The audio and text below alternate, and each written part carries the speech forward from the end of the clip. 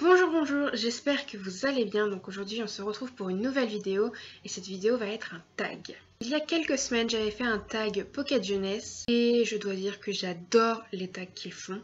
C'est toujours super intéressant. Ils en ont fait un sur les couleurs il n'y a pas longtemps, mais je dois dire que j'ai eu beaucoup de mal à répondre à toutes les questions, donc je ne l'ai pas fait.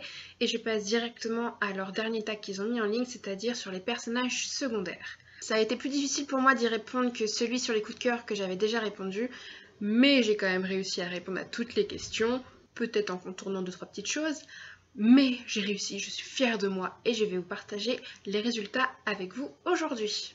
Donc tout d'abord, je tiens à remercier les éditions Pocket Jeunesse qui font juste des tags magnifiques. À chaque fois, je trouve ça génial, j'adore regarder les vidéos tags qu'ils font, j'adore voir les réponses des gens. Je trouve que ça permet de connaître nos goûts en quelques secondes et je trouve ça juste génial. Donc on va commencer avec la question 1. Et je dois citer un personnage secondaire que je préfère au héros du roman.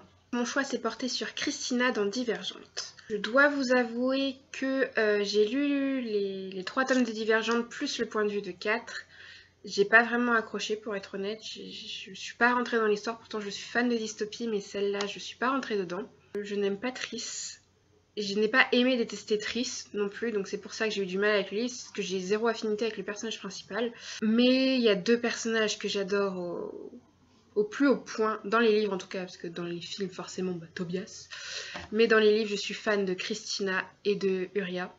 Et donc là, je choisis Christina parce que ça aurait pu être l'héroïne pour moi. Je la surkiffe cette fille, surtout quand j'ai vu que dans les adaptations, c'était Zoé Kravitz qui le faisait. Je suis fan de cette nana, je suis fan de son père, les Kravitz, je kiffe trop.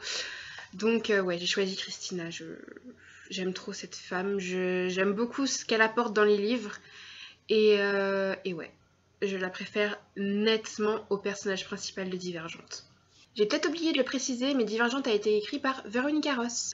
Passons à la deuxième question. Citez un roman dans lequel un personnage secondaire sauve la vie du héros. Je vais vous citer 7 secondes de Tom Easton. C'est une dystopie en un tome, donc c'est un one-shot et ça c'est trop cool parce que j'ai pas besoin d'attendre la suite. Que j'ai littéralement adoré, que je me suis procuré au Salon du Livre de Paris. Et j'ai littéralement adoré cette histoire, donc je vais pas vous spoiler non plus, mais j'en ai déjà parlé dans une autre vidéo, sûrement celle concernant les coups de cœur, justement, l'autre tag Pocket Jeunesse que j'ai déjà fait. Et cette histoire est juste magnifique. On suit l'histoire de Mila qui essaie de fuir les autorités puisqu'elle a quelque chose dans la tête qui pourrait nuire à la société en fait, et ils essaient de la choper pour réussir à avoir ça, sauf que elle a 7 secondes d'avance sur eux, et 7 secondes ça fait toute la différence. Un personnage secondaire magnifique lui sauve la vie, et voilà quoi. 7 secondes de Tom Easton quoi. Troisième question. Citez une série dans laquelle un personnage secondaire devient le héros d'un autre tome. Là, je vous avoue que j'ai un petit peu triché, un tout petit peu, parce que je vais vous parler d'une saga que je n'ai pas lue et que j'ai pas forcément intention de lire. Donc ma réponse à la question c'est After de Anna Todd, et notamment le personnage de London, puisqu'il y a un spin-off qui lui est consacré en fait. Donc voilà, je vais pas m'étaler sur la question parce que je l'ai pas lu, donc je vais pas vous dire des âneries, hein. Mais voilà, c'est le seul qui me venait en tête. Mais j'ai quand même répondu à la question. Question 4. Citez un personnage secondaire qui a moins de 10 ans. Donc, puisque j'ai fait une petite entourloupe à la question précédente, je vais pas vous citer un personnage mais 2. Et je vais vous citer les enfants de Karen dans l'instant d'après de Sarah Reiner. Je dois vous avouer que j'ai un peu oublié leur prénom. Ça doit être quelque chose du genre Molly et Paul ou quelque chose comme ça, mais je ne suis pas sûre du tout. Ils ont 3 et 5 ans. J'ai lu ce livre il y a 1 an et demi maintenant, je l'ai adoré.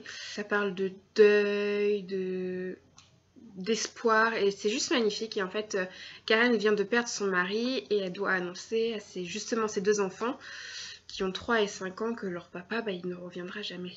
Et c'est juste très très émouvant, et je vous conseille fortement ce livre. Question 5. Citez un roman dans lequel les parents ont un rôle secondaire important. Donc là j'ai fait un peu le tour de la question parce que c'est vrai qu'il y en a plusieurs, mais en même temps c'est vrai que quand on lit des lectures généralement young adultes, les ados, bizarrement, ils n'ont pas souvent de parents, ou en tout cas on les voit très rarement. J'ai donc porté mon choix sur une série que j'ai lue il y a de nombreuses années, mais que je relis quasiment tous les étés, parce que c'est juste toute mon adolescence. C'est grâce à cette série que la lecture est très importante pour moi. Et c'est donc Journal d'une princesse de Meg Cabot avec les parents de Mia. Puisque Mia apprend du jour au lendemain qu'elle est princesse, vu que son père est prince et elle est l'héritière, donc son père a du coup un rôle un peu important. Et en même temps, sa mère de son côté sort avec le prof de maths de Mia. Donc il y a plusieurs petites histoires qui font que ces personnages sont quand même très importants dans le développement de la vie de Mia. Et du coup, on suit 4 ans de sa vie en 10 tomes. Et oui, de 14 à 18 ans, les parents, c'est important. Donc oui, je peux vous assurer qu'ils ont un rôle important. Et je conseille cette saga. Parce que, enfin, moi maintenant j'ai 21 ans, mais je l'aime toujours autant. Certes, c'est plus forcément mon âge. J'ai relu quelques tomes cet été, et oui, c'est pas non plus la plume. Enfin, c'est une plume pour enfants, c'est des livres à partir de 9 ans. Mais c'est juste trop bien, ça fait rêver. Et puis il y a Michael, et puis c'est Michael, quoi. Donc voilà. Question 6. Citez un personnage secondaire qui vous ressemble. Alors là, je peux vous dire que j'ai failli sécher à cette question, qui est quand même assez compliquée, parce que j'ai pas forcément trouvé, enfin d'instinct, j'ai rien trouvé. J'ai demandé à une amie, elle a pas su répondre. Du coup, j'ai porté mon choix sur l'Espadon dans Le Vieil Homme et la Mer. Je trouve qu'il y a un petit côté de ressemblance, peut-être de profil ou je sais pas quoi, ou dans le regard, il y a quelque chose qui fait qu'on se ressemble quand même pas mal. Voilà. Mon choix s'est porté sur l'Espadon. D'un coup, ça m'a sauté aux yeux comme ça. Et voilà. Bien sûr, Le Vieil Homme et la Mer, qui est écrit par qui? Par Ernest Hemingway. Question 7.